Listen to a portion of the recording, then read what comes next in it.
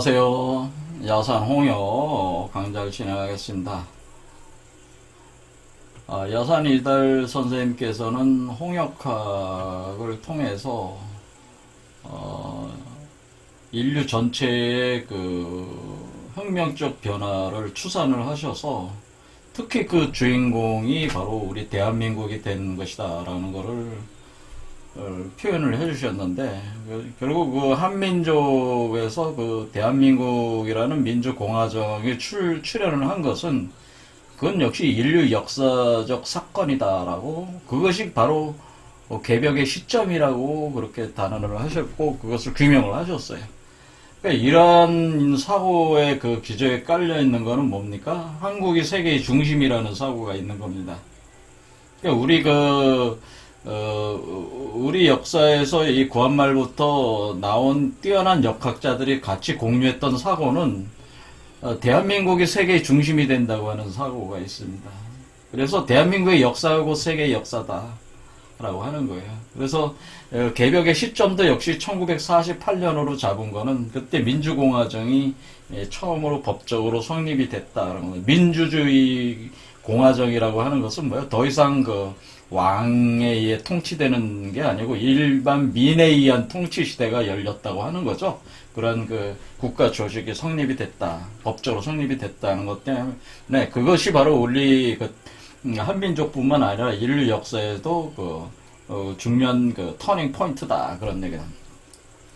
그런데 이것이 사실은 1948년을 그렇게 지정을 하시면서 원래는 1944년에 역법을 경원역이라는 거를 창제를 하시면서 이미 그때 단행을 하셨다고 하는 거예요. 1948년이 개벽의 시점이라고 하는 것을 1944년에 이미 새로운 캘린더를 경원역으로 제시를 함으로써 이제는 개벽된 세계에서는 개벽된 세계를 표현하는, 시공간을 표현하는 캘린더가 있어야 된다고 하는 거죠. 그러니까 우리가 양력이나 음력을 넘어서서 개벽된 세계를 표현하는 역법, 캘린더가 있어야 된다. 그래서 만든 게 이제 경원역이 1944년에 출발을 하기 시작합니다. 그렇게 할 때에 그 내용을 한번 좀 보겠습니다. 여기 보면 이제는 야산 이달 선생님의 연역 내용들이 나와 있는데 1944년에 하셨던 일들, 핵심적인 일이 나와 있습니다. 이게 4277년 당기 서기 1944년 갑신년이다. 근데 56살 되셨을 텐데 76세 이때에 7월 6일 날 어떻게 된 게 경원역을 창제를 하셨습니다. 그래서 선생은 문경세제에서 백일 기도를 마치고 시궁동에 있는 강석희 씨 집에서 남녀 36명과 함께 방앗 짓는 행사와 풀모놀이를 행했으니 이것이 바로 속전하던 강태공의 조작방화를 의미하던 것으로 갑이 경으로 탈바꿈되는 사작경신의 날이다. 이 당시의 선생은 난세 구명의 방편으로 주문도 사용하였는데 바로 경신주가 여기 이제 만들었는데요. 태을 무상 옥청황 나무 관세음보살 권원영 이정 수화목금토 황국부 그렇죠. 그 다음에 태을 원부 여재성 역경 그래서 이렇게 36자로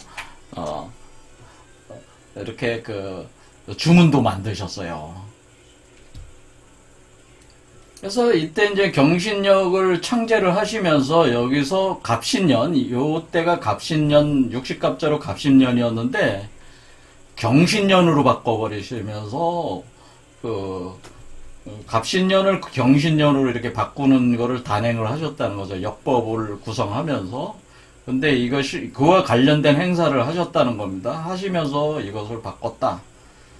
그렇게 되니까 제가 지난 시간에 여기 갑신년이 1944년인데 우리가 이 60갑자로는 21번째 갑신인데 경신으로 바꾸니까 경신은 57번째니까 빼면은 36 차이가 36개의 차이가 나잖아요. 그러니까 1948년이 되면은 무자년인데 변경이 그러니까 이걸 바꾸니까 1944년 후도 바뀌게 되는 거죠. 4년 후가 갑자가 되니까 갑자 처음 다시 갑자로 시작되게끔 바꿔놔가지고 그때 1948년에 오셔서 어떤 조치를 하시냐면은 이때 그 입춘절에 그 이때 1948년에 들어와서 그 입춘절에 그 후천의 시작으로 봤습니다. 이때 입춘전 1948년을 그래서 이 입춘일이 이때 경신일로 들어오게 됩니다. 경신이라는 거하고 상당히 관련이 깊어요. 자, 이렇게 해서 이때의 그 선천제석이라고 해서 선천시대가 끝났다. 후천시대가 시작이 된다고 하는 것을, 이제는 그 시를 통해서 이렇게 공표를 하신 거죠. 그래서 이것이 이제는 여기서 이제는 36 헛도수라는 것이 있다고 하는 거죠. 그러니까 이 중간에 36개가 36년이 사라진 거잖아요. 그렇죠. 21 갑신을 57 경신으로 바꿔놓는 바람에 이 중간에 을류, 병술, 정해, 무자 해가지고 여기 경신까지 기미까지 이것이 그 헛도스 허로 들어갔다. 이 허의 세계에다가 던져버렸다 이거죠. 헛도스, 허도스. 그러니까 30년 허도스가 발생했다는 거는 이걸 30년 헛도스라고 하는 거예요. 그러면서 이 36이라는 숫자가 이때 1944년에 30년 헛도수, 그러니까 공에다가 이게 허에다가 그냥 이 36년을 그냥 시공간을 던져버린 거예요. 시공간을 녹여버렸다는 거죠. 녹여버렸어. 그거 허에다가. 그러면서 이 단행을 한 게 거기 그 행사에서 뭐가 있었어요? 이때 36명하고 방앗 짓는 행사라면서 또 이때 뭐냐면 36자로 된 그 주문, 경신주를 짓게 되는 거죠. 그래서 이 36이라는 숫자가 이 30년 헛도수라는 개념, 36이라는 숫자가 굉장히 중요한 그 의미를 가진 숫자로 이제 등장을 합니다. 자, 그래서 이 36이라는 숫자에 대해서 이 의미에 대해서 알아보기 위해서 이 그 소강절의 그 천근월굴이라는 시를 분석을 하려고 하는 겁니다, 오늘. 그래서 그걸 살펴보겠습니다. 야산 이달 선생님은 홍역학을 전개를 하실 때 소강절의 그 한국 경세력을 참고로 해서, 왜냐하면 사람들이 한국 경세력을 많이 숭앙을 하고 있었기 때문에 한국 경세력에 기초를 해서 어떤 이치를 드러내는 것을 하셨는데, 그렇기 때문에 이제 소강절이라는 사람이 상당히 중요한 사람이에요. 그래서 이 분의 그 천근월굴에서 여기서 천근월굴이라는 시가 있어요. 이렇게 시가 있는데 이 시에 뭐야? 하나, 둘, 셋, 넷, 다 7개로 돼 있는데, 하나, 둘, 셋, 넷, 다, 일곱, 여덟, 그러니까 7, 8에 56자로 돼 있죠. 이게 7구절씩 돼 있어가지고 8개 문장으로 돼 있는데, 여기 보면 맨 끝에 36궁 도시춘, 여기도 36궁 도시춘이라는 글자 있죠. 여기서 36이라는 숫자가 나오잖아요. 요 의미를 알아보려고 하는 거죠. 36궁 도시춘의 의미를 왜냐면 지금 이 야산 이달 선생님이 이 36 헛도수를 만든 것은 36궁 도시춘의 이치하고 같은 거거든요. 같은 것이기 때문에 이걸 알아볼 필요가 있습니다. 자주 이제 소강절이 자주 또 등장을 하기 때문에 또 알아볼 필요가 있습니다. 자, 일단은 소강절이라는 분은 소홍으로 알려져 있는 분인데 1011년에서 1077년에 중국 송나라의 사상가입니다. 중국 북송의 5대 현자 중에 한 명으로 소강절 또는 소요부라고 하고, 여기 그 야산 이달 선생님은 이 소강절을 굉장히 높이 쳐가지고 소자다 이렇게 했어. 소자. 그러니까 뒤에 자자가 붙는 건 뭐예요? 성인으로 인정해준다고 하는 성인. 그러니까 그 소강자를 성인급으로 대우를 해줬어요. 야산이달샘은. 그래서 소자라고 하는 게. 그래서 소자. 그래 공자, 노자, 맹자 하듯이 자자를 붙여서 소자다 이렇게 부른다 그 얘기죠. 그래서 이 소강절은 그 벼슬을 해도 됐는데 나가질 않았어요. 벼슬 자리에 나가지 않고 나와 달라고 요청을 해도 나가지 않고 공부만 하신 분인데 이분은 원래 그 도가 사상의 영향을 많이 받으셨어요. 그 학문의 맥이 도가에 있었는데 그렇게 영향을 받았지만은 자신이 그 역학으로 거의 모든 사상을 상수학적으로 완성을 해서 그 역경의 논리에 기초를 둔 특색 있는 선천심학을 완성해서 선천심학을 완성했다 이렇게 봅니다. 선천심학. 그래서 역경의 논리, 그러니까 도가 사상의 그 맥을 따라서 공부를 하셨지만은 역경의 논리에 기초를 둔 특색 있는 선천심학을 완성했다. 선천심학을 전개를 했다 이런 겁니다. 그래서 굉장히 심오합니다. 이게 이론이. 이분은 그 소강절이라는 분이 어느 정도 뛰어나셨는 분이냐면은 그 일화를 이렇게 보면은 그러니까 젊은 시절에 그 부인을 맞아서 결혼을 하셨을 거 아니에요. 결혼을 하셨을 때 합방을 하잖아요. 합방을 하고 합방을 했어요. 합방을 해서 부인이 주무시고 계실 때 일어나가지고 점을 치는 주역점을 쳤는데 오늘 내가 합방을 했는데 애가 들어섰나 안 들어섰나부터 이제 점을 치는 거예요. 애가 들어섰어요. 그러니까 애가 들어섰으니까 얘가 앞으로 운수가 어떻게 될 것인가 이 애에 대해서 또 점을 쳐요. 그리고 또 이 애의 또 그러니까 손자 때를 또 점을 치고 또 손자 또 그 다음에 때 그래서 한 5대까지를 점을 계속 쳐요. 그래서 5대째 되니까 이 가문이 멸문지화를 당할 수 있는 사건이 일어나는 점이 나왔어요. 그래서 그거에 대해서 처방을 해가지고 상자에다가 이렇게 담아가지고 소강절이 이제는 세상을 뜰 때 5대손의 그 며느리한테 이거를 이 상자를 맡겨라, 전수를 해라 하고 돌아가신다 이게. 그러니까 5대손째 되니까 정말 그 멸문지화를 당할 사건이 발생을 했어요. 그래서 하도 급하니까 그 며느리가 그걸 열어보니까 거기에 방책이 써 있어가지고 그대로 하니까 멸문지화를 면했다 이런 얘기도 있습니다. 그만큼 그 천지의 일에 그 완전히 통달하신 분이에요.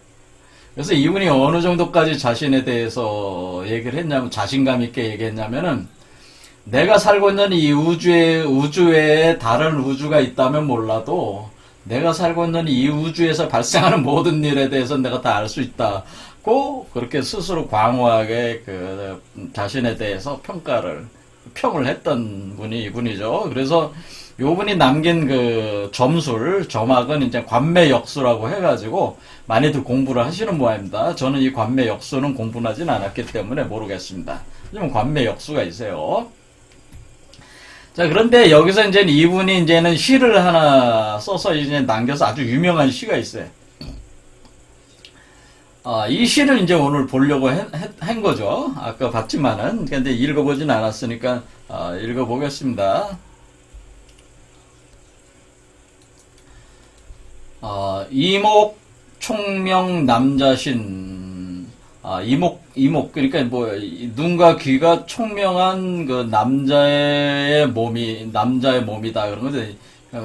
눈과 귀가 총명한 남자의 몸. 홍균 부요 불입인. 그러니까, 조물주께서 내려주시니 궁색하지 않다. 비난하지 않다. 그러니까 풍족하다. 그런 얘기죠. 수탐 월굴 방지물 해서 월굴을 살펴본 후에야 만물을 알 것이고 미섭천근 기식인 천근을 밟지 아니하면 어찌 사람을 알랴. 건우 손시 관월굴 건개와 송개가 만날 때 월굴을 보고 지봉 내처 견천근 지게와 내게가 만나는 곳에 천근을 본다. 천군 월굴 한 왕래 천군과 월굴이 한가로이 왕래하니 36궁 도시춘 36궁이 모두 봄이다.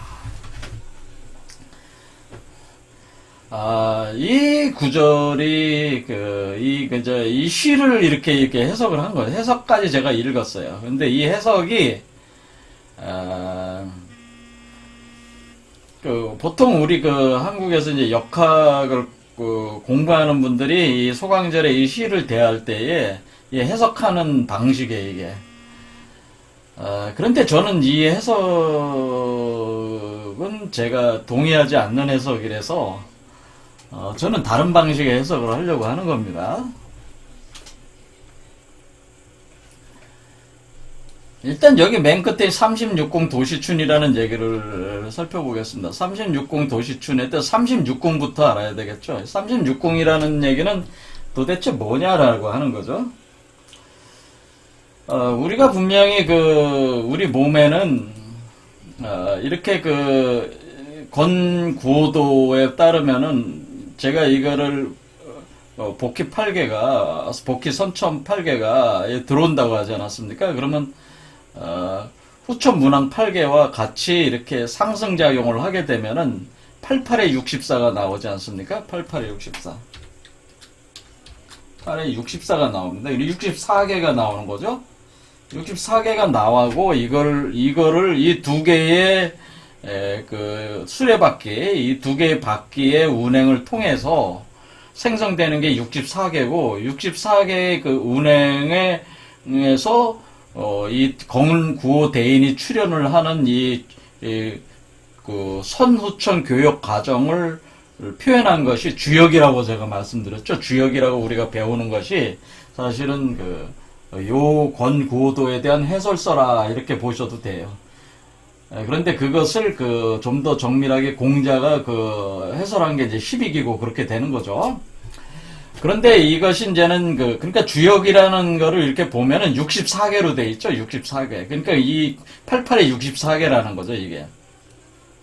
근데 64개를 이렇게 보겠어요. 64개. 그래서 주역 64개가 있어가지고, 여기 보면 64개가 돼 있습니다. 이렇게 있을 때에, 첫 번째 잘 보이시는지 모르겠습니다. 이게 글이 잘 보이시는지 모르겠는데요.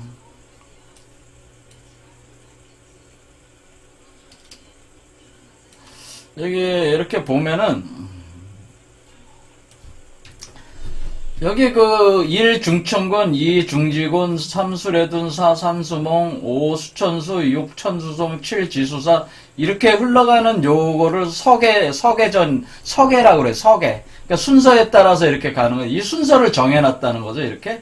그 다음 지수사, 수집이, 풍천소쭉, 10천택리, 11지천대, 12천집이 이렇게 쭉 흘러가서 이게 이제는 여기 보면은 여기 중아리 여기까지가 상경이에요, 상경. 주역 상경이 여기 여지점, 그러니까 30개, 30개까지가 상경이에요. 그러니까 요 지점이죠, 요 지점. 여기가 기준이 되는 거, 여기까지가 그러니까 빨간색으로 돼 있죠. 빨간색으로 제가 했죠. 이렇게 상경이고, 그러니까 30개가 나오는 거죠.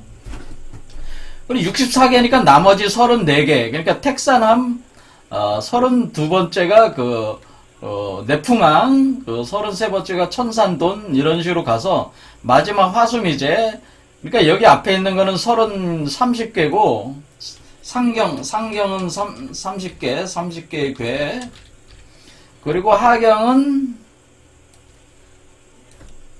34개의 괴라 이거죠. 34개의 괴다. 이렇게 되는 거예요.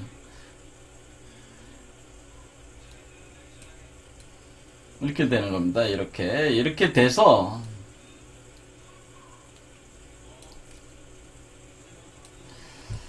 이렇게 돼 있는데 여기서 이제는 어떻게 보는 거냐면요.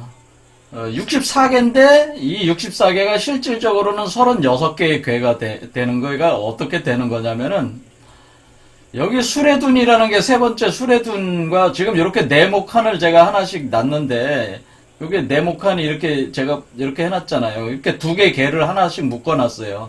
왜 묶어놨냐면은 이 괴와 이 괴는 도전괴라고 하는 거, 도전괴. 그러니까 이 술에 둔 괴는 어떻게 되어 있냐면 수가 뭡니까? 이 수. 이렇게 돼, 수레니까 뭐예요? 진괴. 수레. 그러니까 위에부터 이게 수레둔이잖아요. 요게 수레둔이네. 요게 수레둔이에요?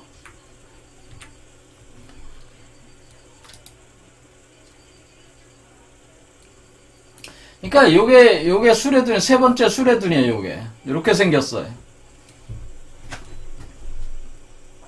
그런데, 요게 세 번째 수레둔인데, 산수몽은 어떻게 돼 있냐면은, 요거를 그대로 똑같죠? 똑같은데 이거를 180도 돌리면은 산수몽이 돼요. 자, 여기가 산계잖아요. 그렇죠? 요게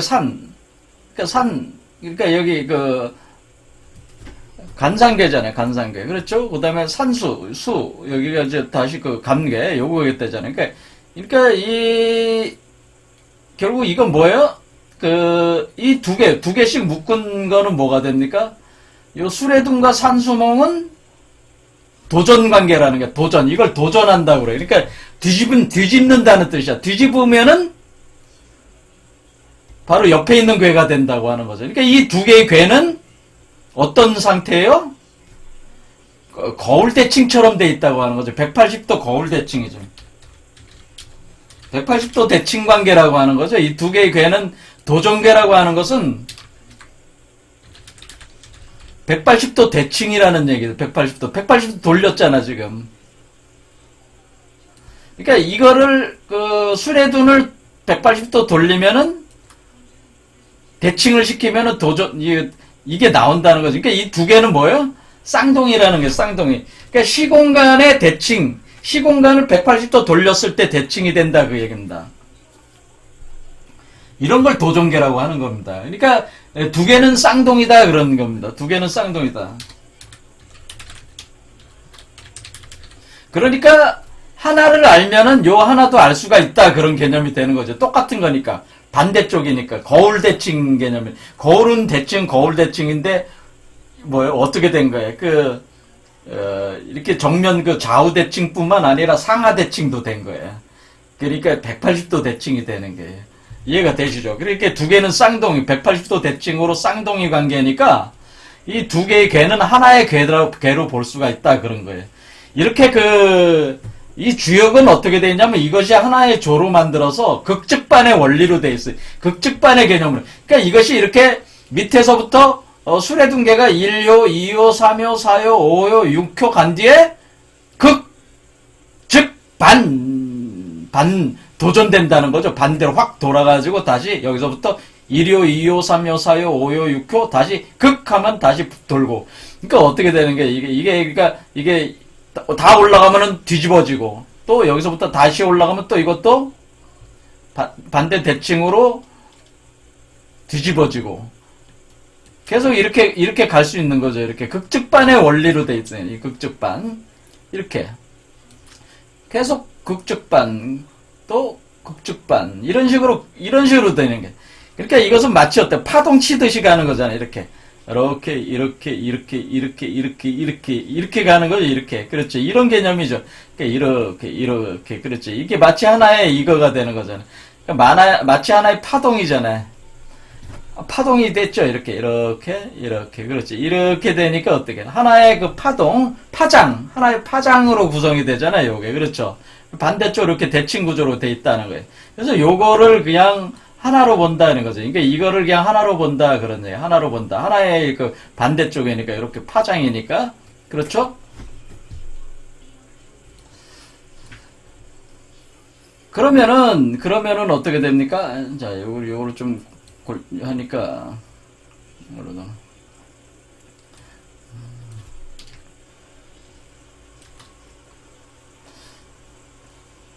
자, 요 순서를 요거부터 이렇게 그렇게 돌린 겁니다. 요것도 석의 순서였다. 그러면은, 상계는 도전계가 몇 개가 있는 거냐면은, 지금 요런 식으로 되면은,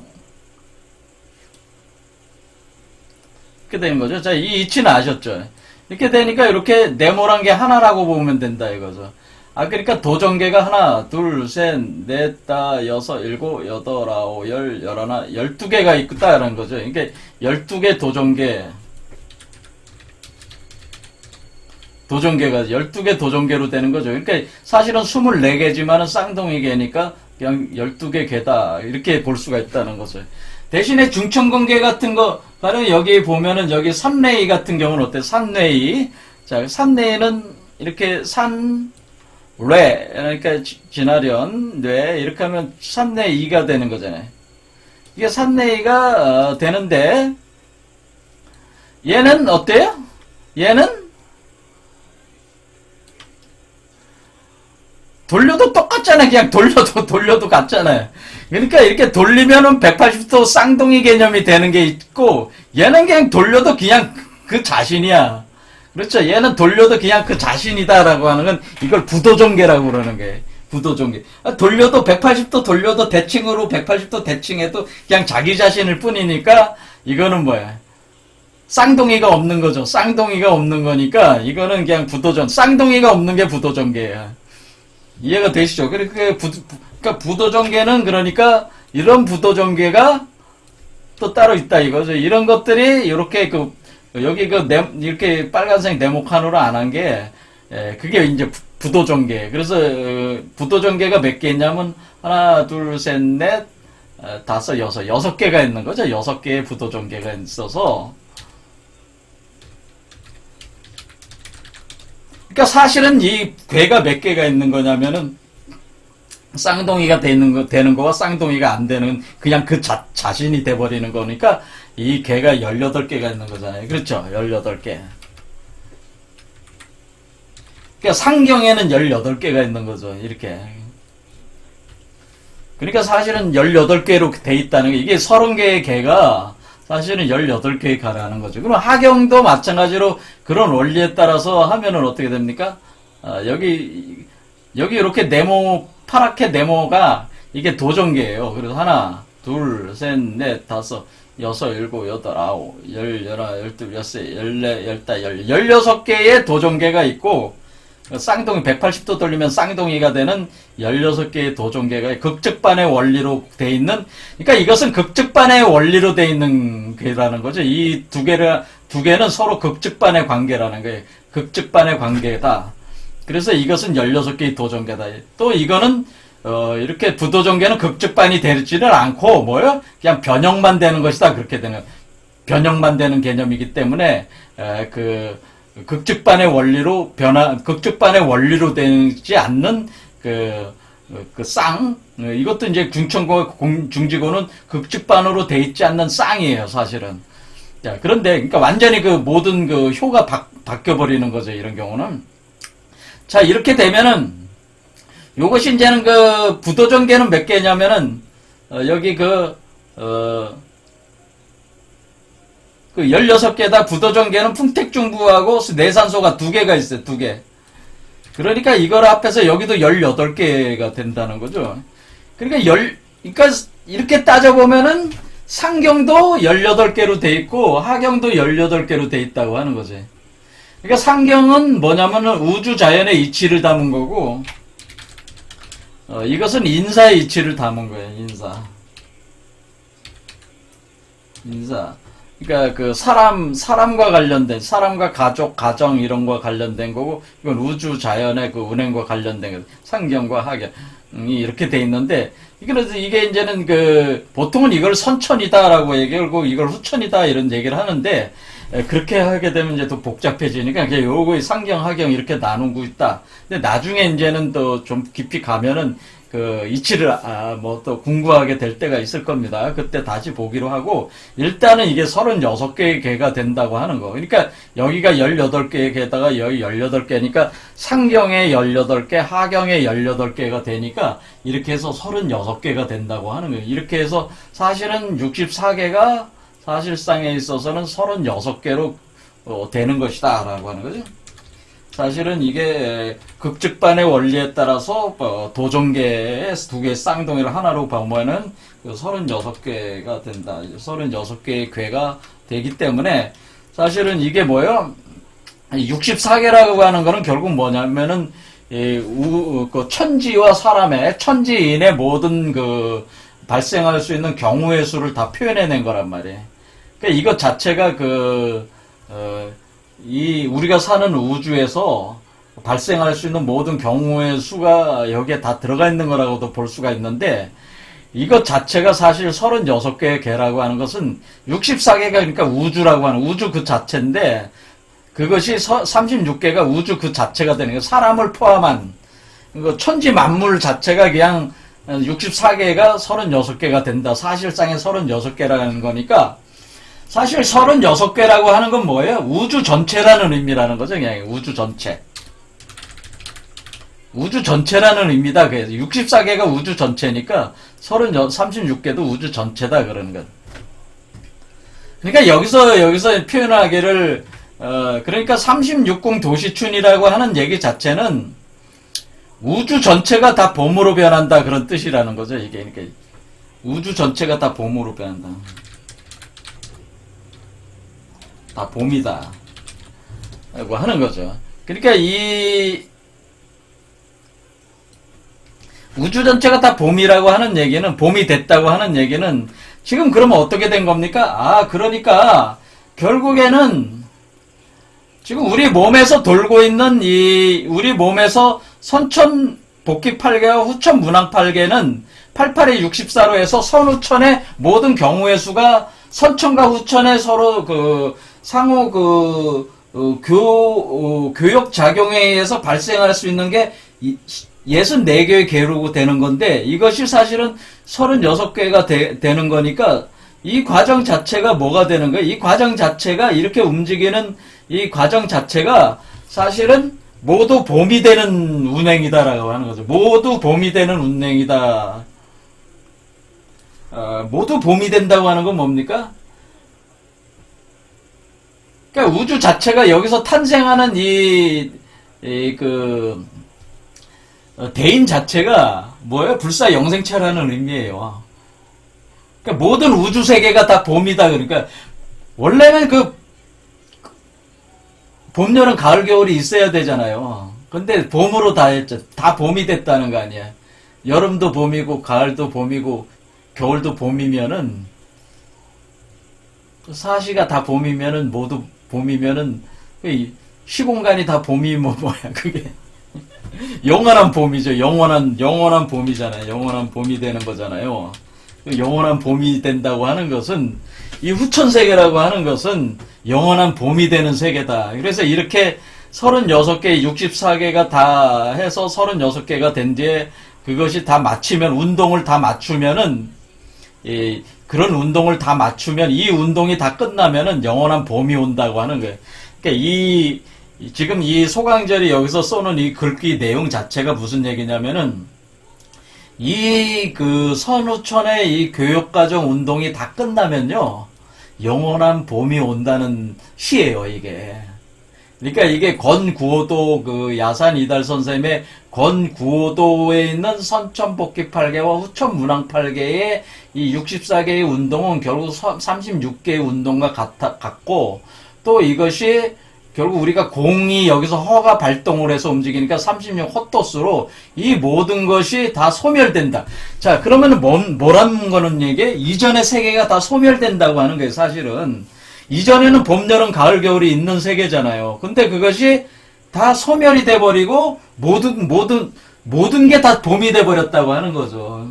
그래서 36 허가 된다는 거는 모든 세계가 이 운동 과정에서 다 공으로 소멸돼 나가면서 새롭게 등장하는 세계는 모두가 다 봄인 세계가 돼버린다. 영원한 봄이 되는 세계다. 이렇게 돼버리는 거예요. 그러니까 여기서 소강절의 이 시는, 다시 말씀드리지만은, 이 야산 이달 선생님이 만들어낸 권구오도의 운행을 하게 되면은 영원한 봄이 되는 새하늘과 새 땅을 맞게 된다고 하는 그 이치를 설명한 거예요. 그러니까 이거는 이 얘기는 결국 뭐냐면, 이 얘기는 여기서 탄생되는 대인이라고 하는 것은, 대인은 불사 영생체라고 하는 뜻이에요, 사실은. 탄생되는 대인은 불사 영생체다, 그런 의미다, 그런 얘기죠. 이해가 되시죠? 그러니까 이게 소강절의 이 시가 사실은 야산 선생님이 30년 헛도수하고 같은 개념이다, 그런 얘기죠. 그러니까 36궁이 모조리 다 봄이 된다고 하는 것은 36궁으로 대변되는 모든 우주 세계가 공으로 소멸된 뒤에 새롭게 전개되는 세계는 그 36궁이 모두 다 공으로 소멸돼서 새로운 36궁으로 나왔을 때는 그것이 모조리 다 봄이니까 사실 36궁 자체가 의미가 없는 거죠, 사실은. 모두가 봄인데 뭐 차별이 없는데 이 괴가 타고 이 괴가 있을 수가 없는 거 아니에요.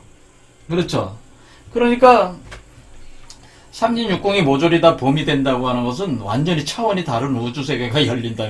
영원한 불사 영생체의 세계가 열리게 된다고 하는 의미이기 때문에 사실은 36 헛도수하고 같은 개념. 그러니까 여기서 지금 우리가 이 작동을 할 때 어떻게 했습니까? 여기서 워몰이 작동하지 않았습니까? 허가 작동하지 않았습니까? 사실은 이 운동 자체가 이 괴들을 모조리 다 소멸시켜 나가면서 새로운 세계를 열어가는 개념이기 때문에 이 괴들을 다 소멸시키는 겁니다. 다 소멸시킨 뒤에 새로운 차원의 세계를 여는 거기 때문에 36궁 도시추는 36 헛도수와 같은 개념이고, 사실은 건구호도에 대한 운행에 있어서 핵심적인 부분을 소강절도 역시 똑같이 표현을 한 것이다, 그래 얘기죠.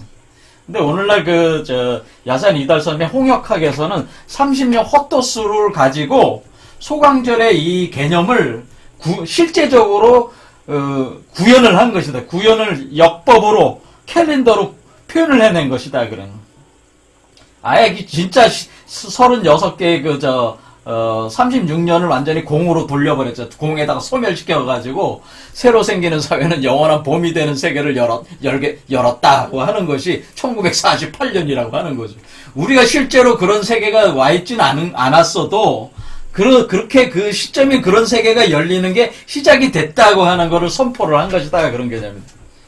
그러면은 이 천건월굴 그럼 36궁 도시춘이라는 개념이 그렇다면은 이 앞에 있는 식구들을 가지고 이것을 이해를 해야 되는 거 아니겠습니까?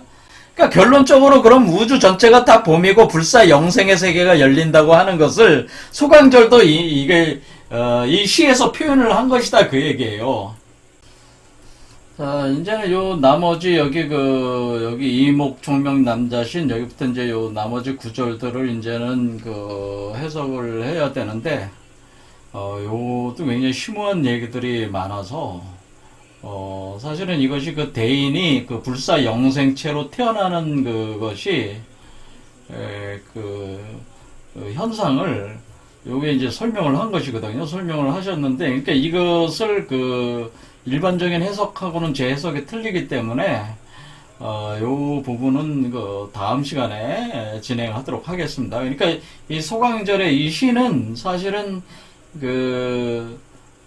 불사 영생의 세계, 영원한 봄의 세계가 열리고 그 속에서 대인이 태어난다고 하는 것을, 불사 영생체로 태어난다고 하는 것을 사실 드러낸 시예요, 이게. 그러니까 이렇게 해석을 해서는 안 돼요, 제가 생각할 때는. 그래서 이 해석은 제가 다음 시간에 하도록 하겠습니다. 왜냐하면 해석이 연속성이 있어야 되는데, 해석을 하다가 중간에 끊길 것 같아요. 오늘 여기까지 하겠습니다. 감사합니다.